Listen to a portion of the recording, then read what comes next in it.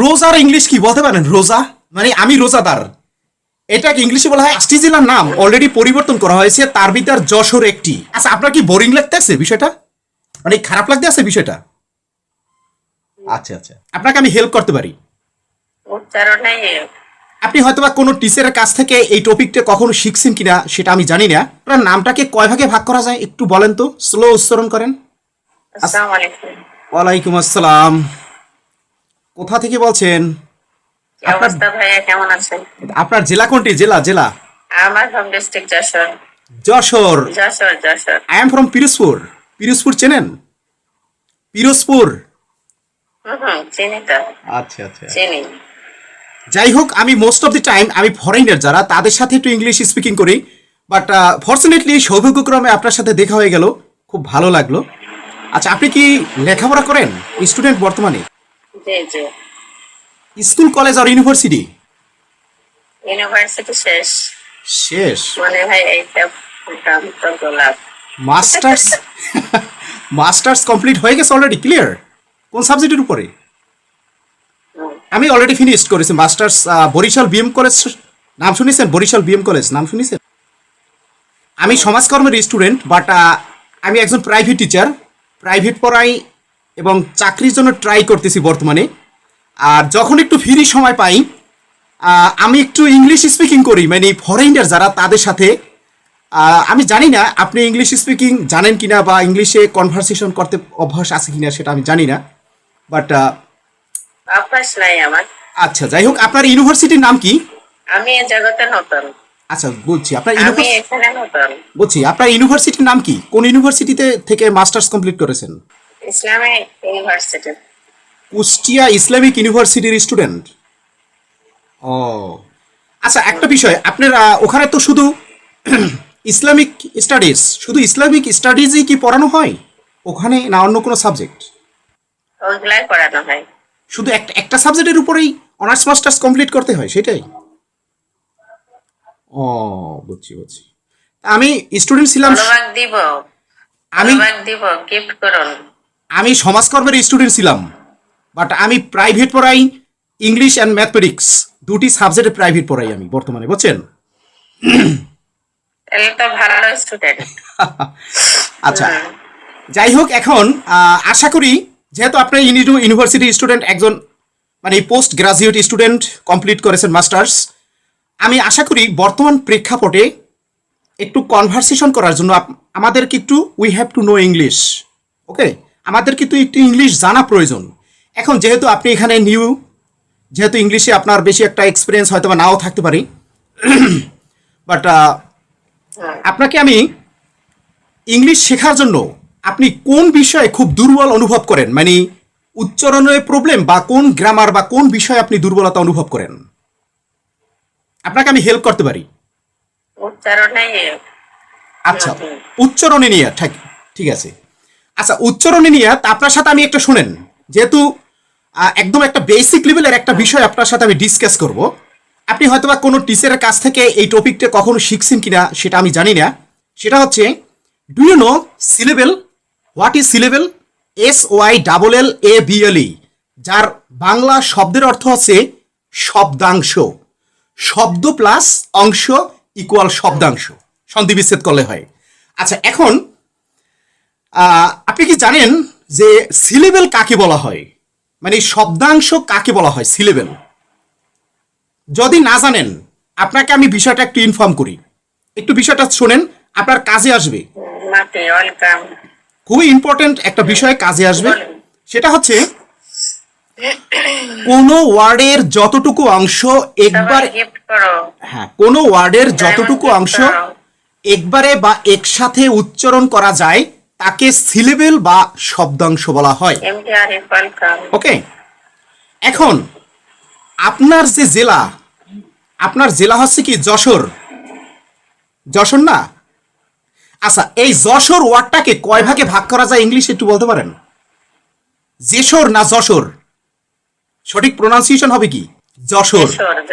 যশোর আগে কিন্তু ইংলিশে লিখতো যেশোর, কিন্তু এখন 5টি জেলার নাম পরিবর্তন করা হয়েছে অলরেডি।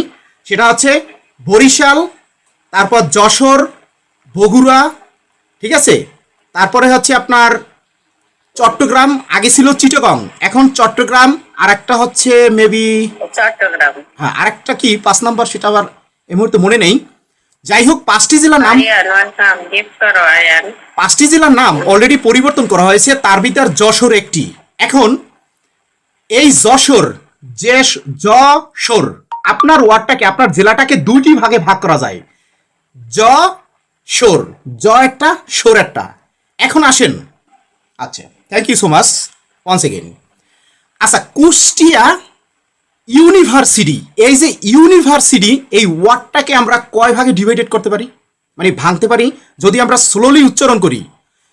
ইউনিভার্সিটি, ইউনিভার্সিটি, এই ইউনিভার্সিটি ওয়ার্ডটাকে আমরা যদি স্লোলি উচ্চারণ করি, স্লো মোশনে উচ্চারণ করি, তাহলে কিন্তু আমরা 4টি ভাগে ভাগ করতে পারি। কয়টি ভাগে?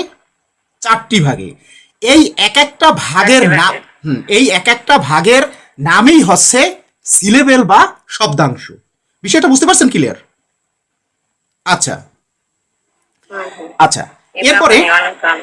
কুষ্টিয়া, এই কুষ্টিয়া বানানটা ইংলিশে আমরা কুষ্টিয়া, এই ওয়ার্ডটাকে আমরা দুটি ভাগে ভাগ করতে পারি। আচ্ছা, এবারে আসেন, আমার জেলা হচ্ছে পিরোজপুর, পিরোজপুর, এই ওয়ার্ডটাকে আমরা 3টি ভাগে ভাগ করতে পারি। ঠিক আছে? আচ্ছা, এই সিলেবেল হচ্ছে 4 প্রকার। কয় প্রকার? 4 প্রকার। মনোসিলেবেল, হ্যাঁ মনোসিলেবেল, ডাইসিলেবেল, ট্রাইসিলেবেল, পলিসিলেবেল, 4 প্রকার সিলেবেল।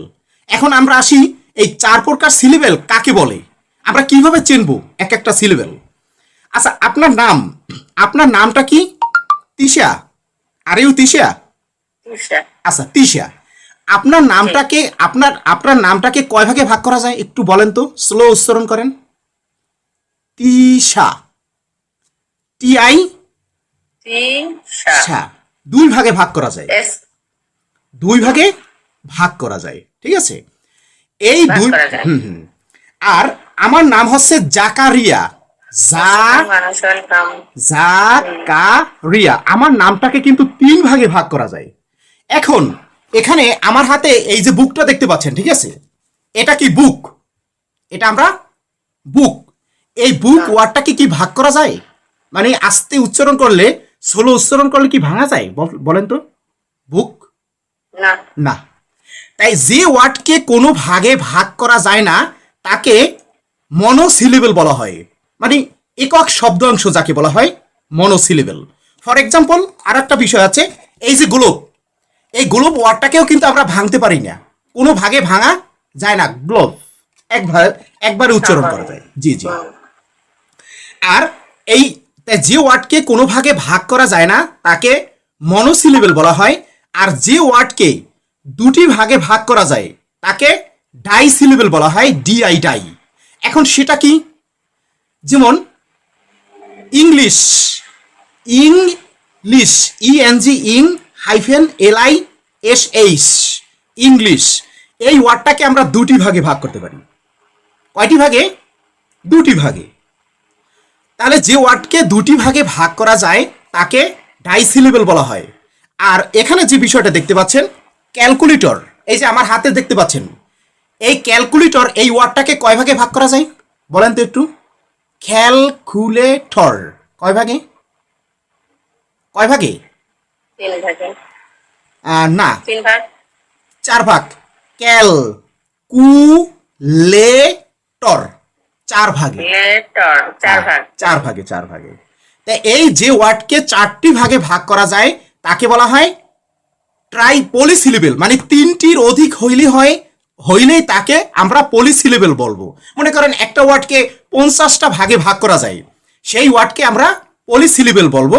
যেমন ইন্টারন্যাশনাল, ইন্টারন্যাশনাল, এই ওয়ার্ডটাকে কিন্তু আমরা 5টি ভাগে ভাগ করতে পারি। ওয়েলকাম, আসসালামু আলাইকুম।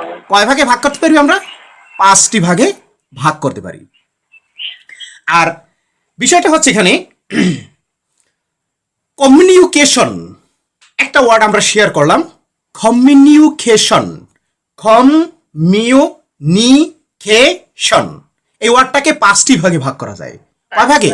5টি ভাগে।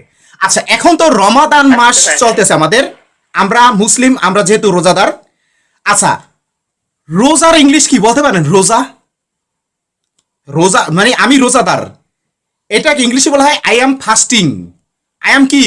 Fasting or faster, FAST, fast TER, faster. ঠিক আছে, এই যে রমাদান, দেখলাম কেউ গিফট করে না।